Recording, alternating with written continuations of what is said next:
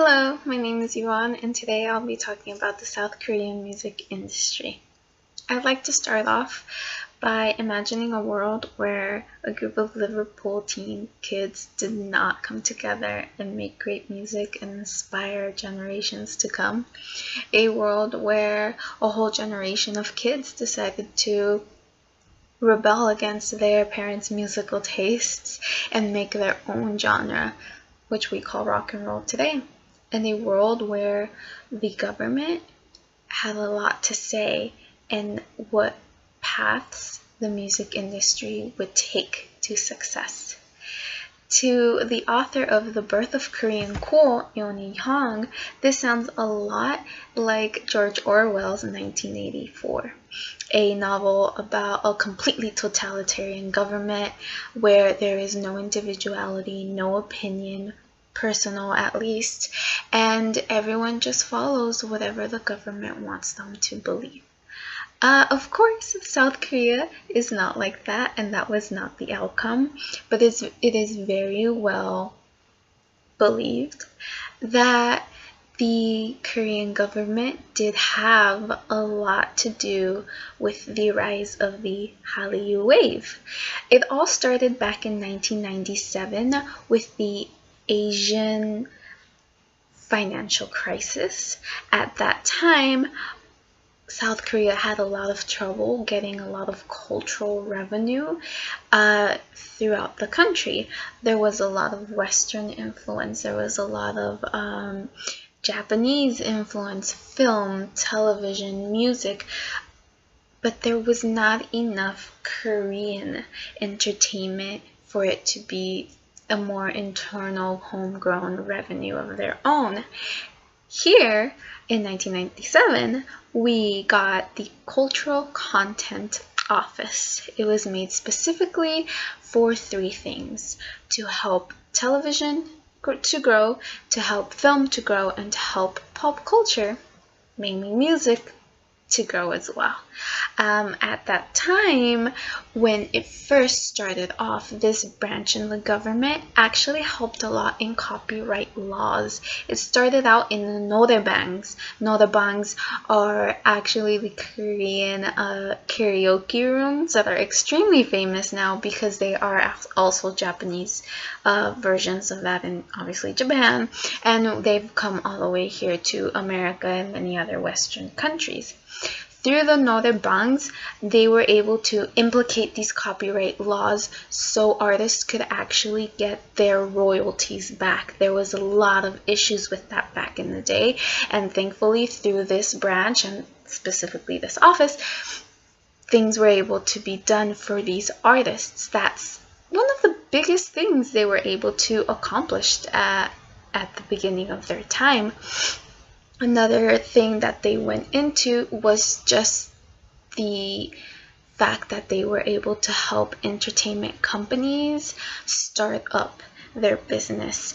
A lot of people know about the classic K-pop idol, and everyone knows now, if you know about the classic K-pop idol, is that there is a lot of training that goes into them.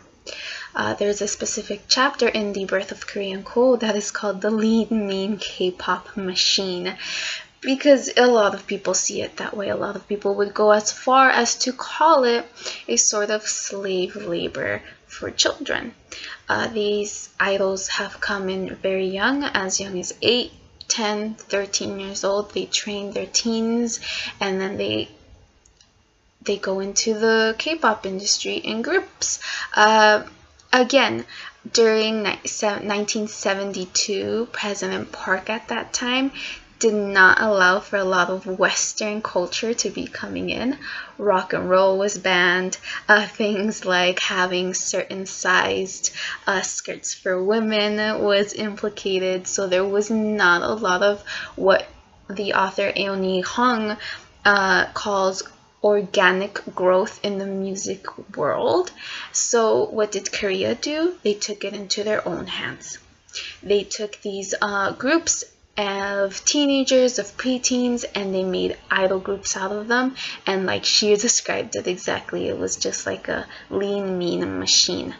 They were specifically made to have success at some point or another, and we cannot deny that there has been quite a lot of success in the K-pop world. Sadly, in the beginning, this industry was not functioning too well, even through the government helping with the budget issues, because of the fact that being an artist was not very looked up to. It was not a road that many young people would have liked to take, and that was just an all-around thing back then with any entertainment media, of course, and it had a lot to do with the fact that it was just not a successful business. And even with the help of the government, it did take a few years for it to really start up and be a great industry. Therefore, the government influence in, honestly, my opinion, did help a lot throughout the years. It showed that little by little going into this entertainment world and being obviously a famous K-pop artist would take you a long way. Another factor was the fact that the budgeting grew over time, which started as a 50 million budget just for the K-pop industry, music industry in general, has grown up to $500 million. Now, sadly, this is also split not only with the pop culture side, but it is split with the television and the film worlds. So obviously 500 million split three ways. It's not too much to help out industries that honestly have been through skyrocketing amounts of staff and idols and expenses that they have to go through. So they found another way to help them. This is called they call it the for-profit fund, and this is their second fund that these entertainment businesses get, and what the cultural content office is able to offer to them. And like it said, it comes from outside investors that obviously aim for making high returns for themselves, and that one has reached up to $1 billion dollars. Through these two funds, the K-pop industry is able to grow and grow each day.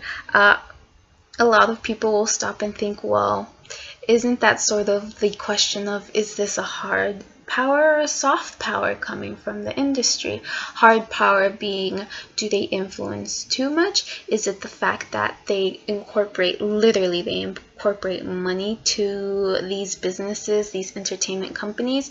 Does that mean that they have a lot to say in the background choices and the behind the scenes settings?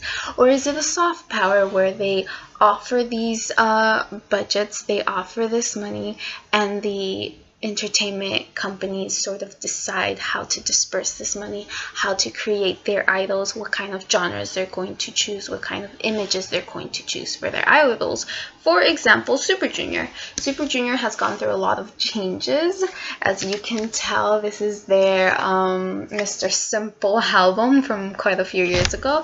Just a couple of years ago, they've grown up to more mature looking men in their Devil album, one of my favorite groups. Who gets to decide these things? Is it really just the entertainment companies? By the way, this is SM Entertainment. If not the oldest, one of the oldest entertainment companies when it comes to the music industry. They have made many greats like Super Junior, who is thought out to be the sort of openers to the road of the Hallyu wave. Anywho, with the Park administration actually having a lot of scandals recently, we have seen that maybe the power is of a harder version.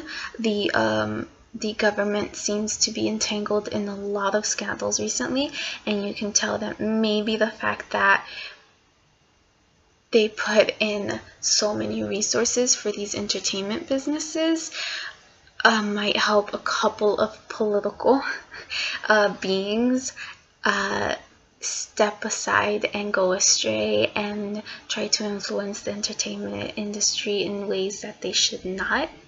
But thankfully, things seem to be going very well. The Hallyu wave seems to be growing and growing ever more. But the question still remains, how far will the Korean government, the Cultural Content Office, go to help out these entertainment businesses or to push them in the right directions? Like I said before, the right direction back in the 90s was forming contracts with these young teens to train them and to become stars. Where else will they go? How far will they go once they've already reached to the top? That is all for me today. Have a good night. Thank you.